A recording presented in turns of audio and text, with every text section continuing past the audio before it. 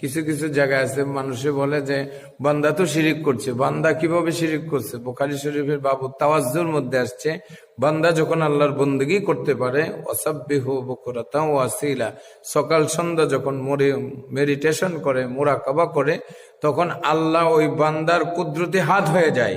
ইয়াদুল্লাহ, আইনুল্লাহ, রিজরুল্লাহ, আল্লাহ তো নিজে সে বান্দার সাথে মিলে যায়। সুবহানাল্লাহ। এই জন্য আপনি আল্লাহর সাথে আপনি শরীক করবেন কি? স্রষ্টার সাথে তো সৃষ্টি মিলতেই পারে না। সুতরাং তাওহীদে বাদ কোনোদিন শিরিক করতে পারে না।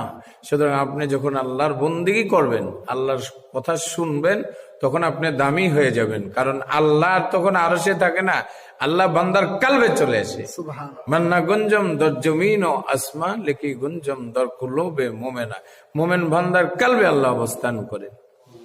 এই জন্য আল কুলুবু আরশুল্লাহ, আল কিলাবু বাইতুল্লাহ। আল্লাহ রাব্বুল আলামিন বান্দার কালব হলো আল্লাহর আরশ। বান্দার কালবের মধ্যে যখন আল্লাহ থাকে, তখন আল্লাহ পাকে সেই বান্দা থাকে না, আল্লাহময় হয়ে যায়, নূরময় হয়ে যায়।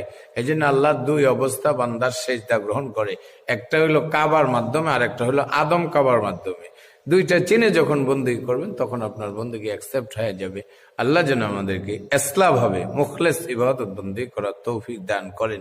যে সমস্ত মানুষ বুঝে না, ওকে আপনার সুজাইতে পারবেন না। যারা বুঝে, যারা জানে, তাদের কাছে আপনি যান, তাইলে আপনি একজন প্রকৃত দাইমি রোজাদার হতে পারবেন, দাইমি সিয়ামি হতে পারবেন। কারণ দাইমি সিয়ামি হলো আল্লাহ যে হুকুম করছে, সেই হুকুম যেটা মানতে বলছে মানতে হবে, যেটা ছাড়তে বলছে ছাড়তে হবে।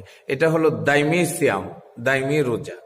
আর দাইমি সালাত হলো আল্লাহ যে নির্দেশ দিয়েছে, এই সালাতের উপরে নিজে সমস্ত প্রকার খারাপি থেকে নিয়ন্ত্রণ করার নাম হলো দাইমি সালাত। এই সালাত আর এই নামাজকে যদি কায়েম করতে পারেন, তখন আপনার জীবন সুন্দর হবে। আল্লাহ যেন তৌফিক দান করে। সবাই বলে আমিন। আমিন।